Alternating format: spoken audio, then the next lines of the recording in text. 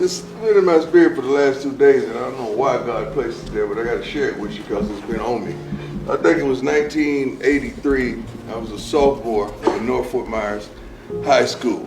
I was all of Cole's size. I was 128 pounds, playing varsity football. Couldn't wait. Felt like I was a part of the team. I was a receiver, defensive back. Probably wasn't gonna play because I was so enamored with the big guys that were prosperous on the team. A couple of these guys, a multitude of colleges were seeking them out.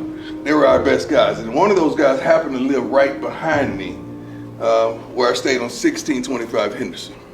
So I just used to watch these guys, watch how they moved, watch what they did, and try to emulate and imitate these guys at some point. I needed to ride home on this one fateful day, and I asked them for a ride. I'm sitting in the cut, and they having a wonderful conversation about ball, probably over my head, but I still know a little bit, just enough to say yeah, laugh when it was appropriate for me to laugh. Then they start passing this funny cigarette back and forth. Over there, over there, over there, over there. And I'm saying to myself, they're gonna challenge me in a minute. It wasn't no cigarette, it was weed. They're gonna challenge me in a minute. And I'm sitting up there thinking, what should I do? Should I submit to them so I can fit in, so I can ride along, so I can be one of the guys?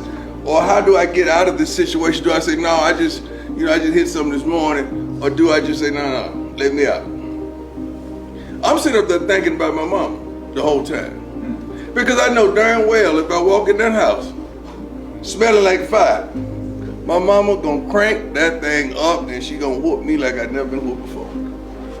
I'm sorry, back in the days we got whoopings. Okay, I know it's not appropriate now, and I understand, but back in the days we got whooping for those of you that's watching and judging.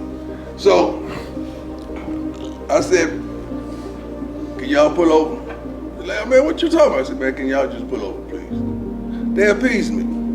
They pulled over. I got in the back of the truck so I could air out, hopefully, the wind hitting me and airing me out and get the weed off me because I ain't want to get whooped.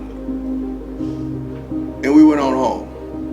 I got out and I thought about it, that decision. But I stood for what I believed. And what I believed, I stood for. You got to start standing for what you believe.